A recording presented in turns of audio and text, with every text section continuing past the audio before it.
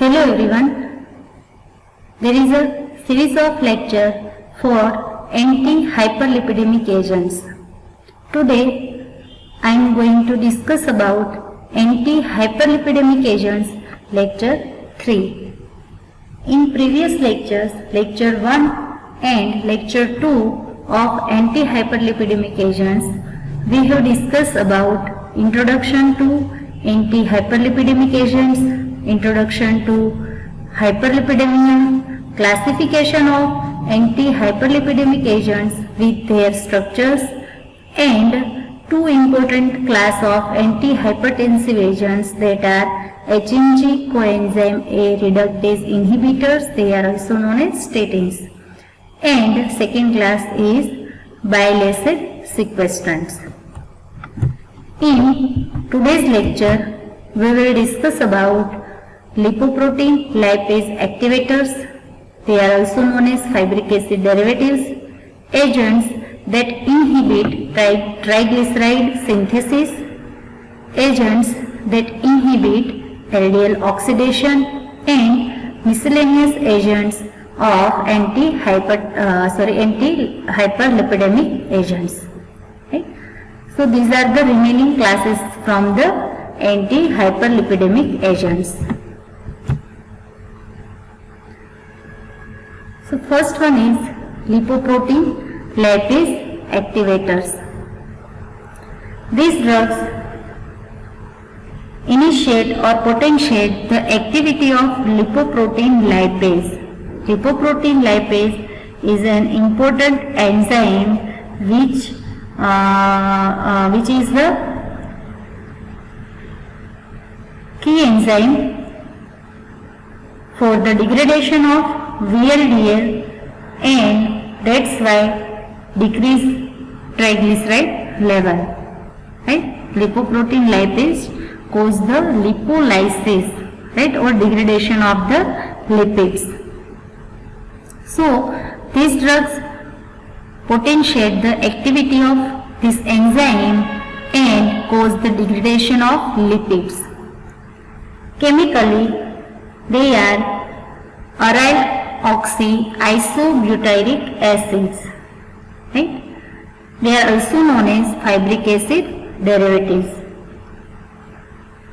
They are effective in reducing plasma concentration of triglyceride and cholesterol. Right?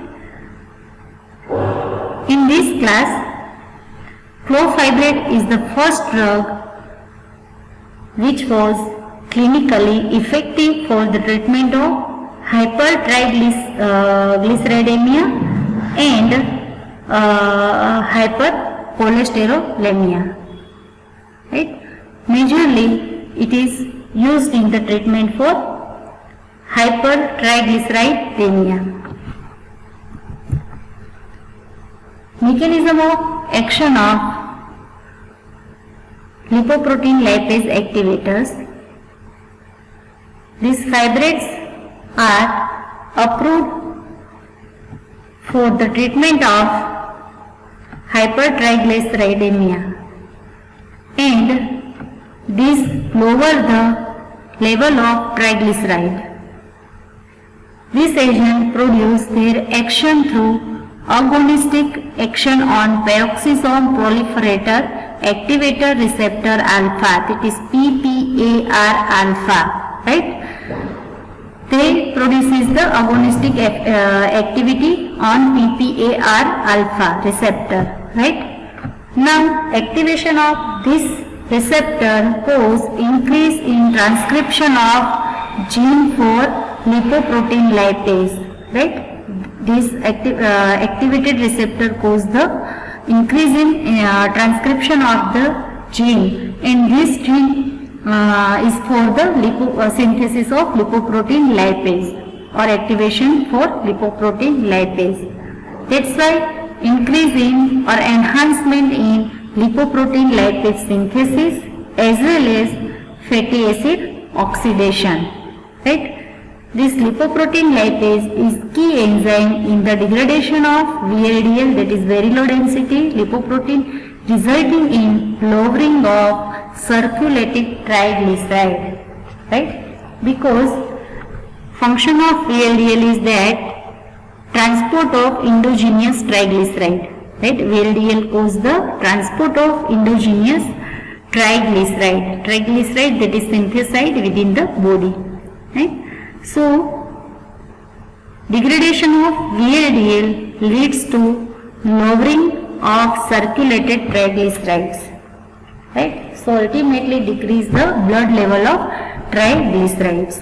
That's why they are useful in condition in which triglyceride level increase.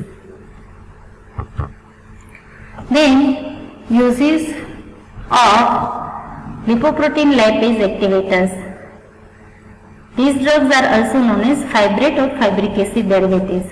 These fibrates are used to treat hypertriglyceridemia and familial combined hyperlipidemia, especially in patients who are at risk of pancreatitis and have not responded to dietary adjustments. Also, patients who have not responded to weight loss, dietary adjustment and other non-pharmacological treatment, then the patient should be treated with the fibric acid derivatives. Adverse effects: constipation, dyspepsia, abdominal pain, nausea, vomiting, jaundice, headache, dizziness, drowsiness, blood vision, impotency, myopathy, anemia, etc. This type of adverse effects can be seen with use of lipoprotein lipase activators or fibric acid derivatives. Next, fourth class of anti-hyperlipidemic agents is agents that inhibit triglyceride synthesis and cause lipolysis, right? So the title indicates that the drugs from this class cause the inhibition of the triglyceride synthesis and also cause the lipolysis, that is the breakdown of lipids. Example of this class is nicotinic acid, that is also known as pyridine 3-carboxylic acid as well as niacin, right? It is of vitamin B group. This nicotinic acid from the vitamin B group. This is vitamin B3, also known as niacin or vitamin B3, right? In much higher doses, this drug reduces the plasma lipids, right? In higher doses, vitamin B3 or niacin reduces plasma lipid. And lowering of plasma lipid is the action which is unrelated to its vitamin activity, right? And not present in nicotinamide. This action is not found with nicotinamide, only found with nicotinic acid, that is niacin. And lipid lowering effect only produced when it is used in higher doses. Mechanism of action: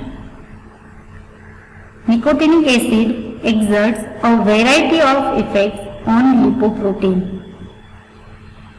This can happen through different effects, like it reduces production of VLDL in the liver by inhibiting triglyceride synthesis. VLDL degradation product IDL, that is intermediate density lipoprotein, and LDL, that is low density lipoprotein, are reduced indirectly, right? Because VLDL is degraded into the IDL and LDL, right? So here production of the VLDL is reduced, right? And that's why ultimately reduction into the IDL and LDL level. So ultimately decreases the lipoprotein level. It stimulates the lipoprotein lipase activity, thus reduction in VLDL in plasma. Right? This drug, nicotinic acid, also stimulates the enzyme lipoprotein lipase. And as we know that the function of lipoprotein lipase is the degradation of VLDL. Right? So this drug causes the degradation of VLDL by stimulating enzyme lipoprotein lipase. That's why it decreases the VLDL level into the plasma. The drug also causes inhibition of lipolysis in adipose tissue. Right? Adipose tissue, as we know that adipose tissue stores the fat or lipid. Right? So stored fat or lipid into the adipose tissue get degraded and comes into the bloodstream. But these drugs cause the inhibition of lipolysis in adipose tissue, right? And that's why help to decrease plasma cholesterol and triglyceride level, right? Stored lipids and triglyceride into the adipose tissue get lysed or degraded and increases the cholesterol and triglyceride level into the plasma. Right? So this drug causes the inhibition of this type of process, and that's why helps to decrease the plasma cholesterol and triglyceride level. Uses: hypercholesterolemia, hypertriglyceridemia, and familial combined hyperlipidemia. These are the conditions in which nicotinic acid can be used. Right? Familial combined hyperlipidemia in patients who have not responded to diet, exercise and other non-pharmacological methods. Then patient can be treated with the nicotinic acid. Then adverse effects: flushing, pruritus, headache, nausea, vomiting, diarrhea, hepatic dysfunction, jaundice, hyperglycemia, hyperuricemia, blood vision and tachycardia. These are the different side effects that can be seen with the use of nicotinic acid. Right? Hyperuricemia, that means increase the uric acid level, and hyperglycemia, that means uses the glucose level. Then agents that inhibit LDL oxidation. These are the agents which inhibit the oxidation of low density lipoprotein and thus reduces the risk of atherosclerosis. How the LDL is involved into the atherosclerosis? See, when LDL undergoes the oxidation, it is converted into oxidized LDL. Now, this oxidized LDL is taken up by macrophages and converted into the foam cell. Now, this group of foam cells constitute the earlier hallmark of atherosclerosis. Right? And that means these foam cells stuck into the blood vessels cause the hardening of the blood vessels and cause the narrowing of the blood vessels. Right? That will lead to the atherosclerosis. The antioxidant effect of these agents inhibit the oxidation of the LDL, right? And that's why decreases the chances of the development of atherosclerosis, right? Inhibition of the oxidation of LDL lead to the inhibition of formation of the foam cells, and this may help to prevent development of atherosclerosis. Example of from this class is Probucol. Probucol is generally combined with another types of lipid lowering drugs such as HMG coenzyme A reductase inhibitors. One problem, or you can say drawback with Probucol, is that it reduces both LDL as well as HDL. Right? LDL is bad cholesterol, known as bad cholesterol, while HDLC, that is the high density lipoprotein cholesterol, it is the good cholesterol, right, which is beneficial for us. So it is the drawback of Probucol is that it reduces the both bad cholesterol as well as good cholesterol, right? So to protect against the development of atherosclerotic agent, a new drug, that is MLD-29311, have been developed, which has demonstrated antioxidant activity without lowering the HDL cholesterol. Right? That means this new molecule does not reduce the level of HDL, that is good cholesterol. They only reduces the LDL concentration or LDL level into the blood. Mechanism of action. It is an antioxidant drug that partition into lipophilic media such as LDL particles. It can prevent or terminate the oxidative process. It has been shown to lower LDL cholesterol levels apparently through stimulation of non-receptor mediated clearance pathways. Right? Earlier, in early classes, we have seen that decreased cholesterol level lead to the increased number of receptor of LDL onto the cell surface and cause the receptor mediated clearance. Here, these drugs are known to cause the non-receptor mediated clearance of the LDL. Right?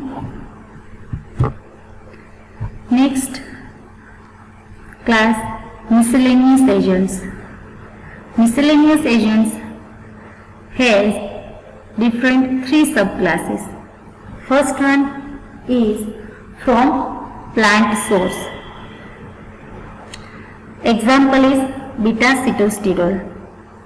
Beta-sitosterol is one of several phytosterols, that is plant sterol. Phytosterol, that means plant sterol, with chemical structure similar to that of cholesterol. Right? Beta-sitosterol is one type of plant sterol which has the similar chemical structure to the cholesterol. Sitosterols, that means both have the steroidal structure. Sitosterols are white waxy powders with characteristic odor. They are hydrophobic in nature and soluble in alcohol. It is widely distributed in the plant kingdom and found in different types of plants. For example, in cashew fruit, rice bran, wheat germ, corn oils, soya beans, sea buckthorn, wolfberries, etc. Mechanism of action of beta-sitosterols. Alone and in combination with similar phytosterols or plant sterols, beta-sitosterol reduces the blood level of cholesterol, right? And that's why sometimes it is used in treating hypercholesterolemia. Beta-sitosterol inhibits cholesterol absorption in the intestine. They lower the blood level of the cholesterol by inhibiting the absorption of the cholesterol. Right? When the sterol is absorbed in the intestine, it is transported by lipoproteins and incorporated into the cellular membrane. Phytosterol and phytostenol both inhibit the uptake of dietary and biliary cholesterol and decreases the level of LDL and serum total cholesterol by inhibiting the absorption from small intestine, right? So because the structure of beta-sitosterol is very similar to that of cholesterol, beta-sitosterol takes the place of dietary and biliary cholesterol in the micelles that is produced into the intestinal lumen. As we know that cholesterol or lipids is absorbed into the form of micelles. First in intestinal lumen, micelle formation occur of the lipids, right, and then it get absorbed. Here during micelle formation, in place of cholesterol, beta-sitosterol is incorporated, right, and get absorbed, while cause the inhibition of the cholesterol absorption, right, and that's why decreases the level of cholesterol as well as LDL.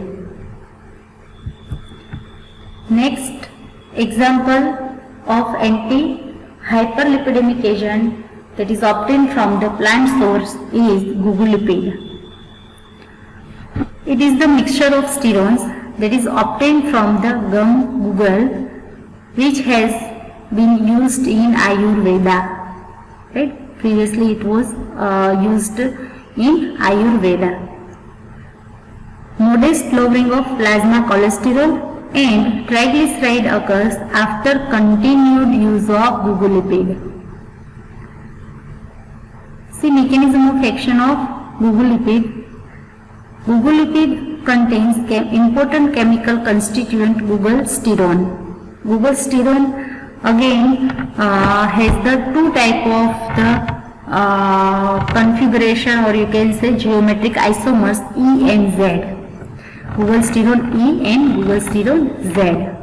Both act as antagonists at the site of farnesoid receptor to facilitate greater cholesterol catabolism and excrete out from the body. Right? Farnesoid receptor is involved into the cholesterol metabolism. Right? So these drugs act as antagonist on this receptor, right, and cause the greater cholesterol catabolism, right, and they make the cholesterol to excrete out from the body. This drug facilitates LDL clearance also, right. Gugulsterone has the ability to reduce production of hepatic steroid in the body, right, and increase the catabolism of the LDL cholesterol, and that's why facilitates the clearance of LDL cholesterol, right, to increase the LDL clearance. Next miscellaneous agent is ACAT inhibitors. ACAT inhibitors, nothing but the acyl coenzyme A cholesterol acyl transferase inhibitors. Acyl coenzyme A cholesterol acyl transferase enzyme, right? And the drug inhibit this transferase enzyme, right? Cholesterol lowering or anti-atherosclerotic agent, right? These drugs are known as the cholesterol lowering agent or anti-atherosclerotic agent. Initially, the drug shows adrenal toxicity and that's why subsequent structural modification have led to the development of potent orally active ACAT inhibitors. Right? Initially, these drugs cause the adrenal toxicity, but some structural modification made into the structure and generated new structure or compound lead to the development of potent orally active ACAT inhibitors. So first, let's see the role of ACAT. That's why we can understand about the action of this drug, right? So ACAT is required for esterification of cholesterol in intestinal mucosal cell and for synthesis of cholesterol ester in hepatic VLDL formation, right? And this lead to the absorption of the cholesterol, right?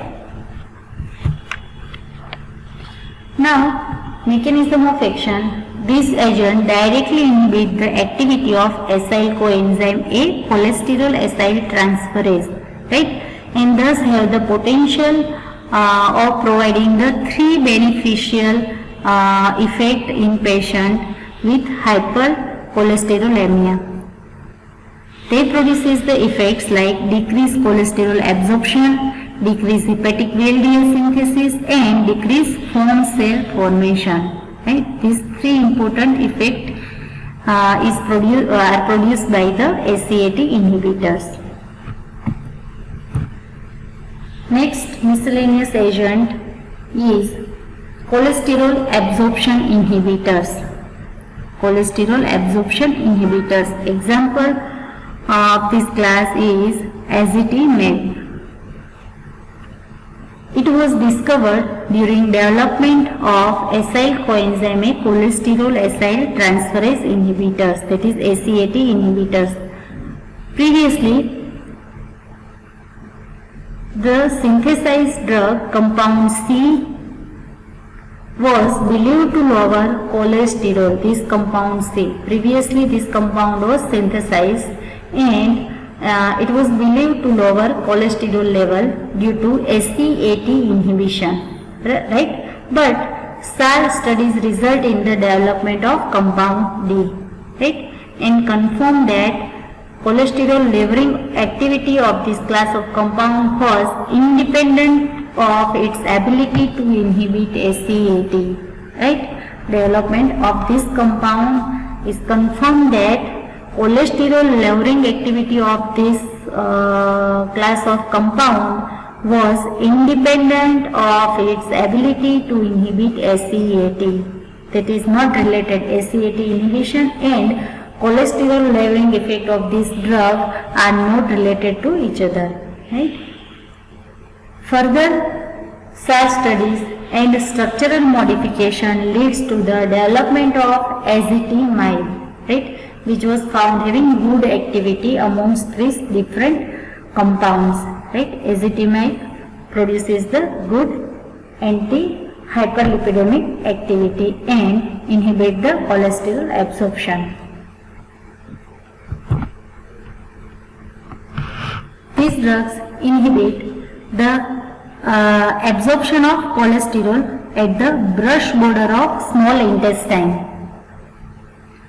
It has been proposed to bind the specific transport protein in the small intestine, right? How this drug inhibit the absorption of cholesterol?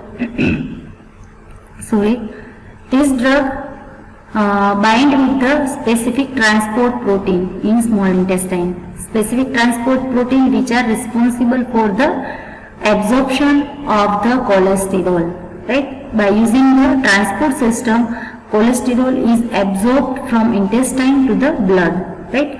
So this drug bind to the this type of specific transport protein, right? And these drugs are selective in nature, right? Now binding with this specific transport protein leads to the reduction of cholesterol transport and cholesterol absorption into the blood. That's why decreases the blood level of cholesterol, right? Ezetimibe appears to be selective in its action, in that it does not interfere with absorption of triglyceride, lipid soluble vitamin or other nutrients, right? This ezetimibe does not affect the absorption of other types of lipidic compounds, for example absorption of triglyceride, lipid soluble vitamin or other lipid nutrients. They are not affected by the ezetimibe. This drug is very selective in its action. They only inhibit the absorption of the cholesterol by binding with specific transport protein for cholesterol, right? And the decreased absorption of the cholesterol eventually leads to the enhanced receptor mediated LDL catabolism and cause the clearance of the LDL, right? Before ending the lecture, see the therapeutic uses of ezetimibe. These drugs are used in monotherapy or in combination with an HMG coenzyme reductase inhibitors. It is indicated in treatment of heterozygous familial and non-familial primary hypercholesterolemia.